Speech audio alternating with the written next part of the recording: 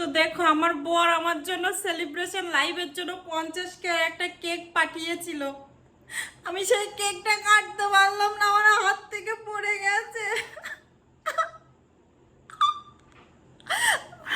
আমার হাত থেকে কেকটা পড়ে গেছে।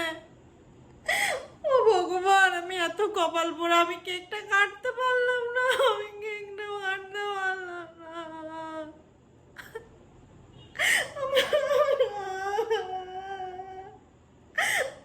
বাবা, ও বাড়ি নেই, ও কত আশা করে আমার জন্য কেকটা পাঠিয়েছে আমি জানিও না। আমি ভিডিও করে সবে বাড়ি এসেছি, আমার কাজল টাজল কিচ্ছু বুঝতে পারিনি, আমি কেকটা কাটতে পারলাম না।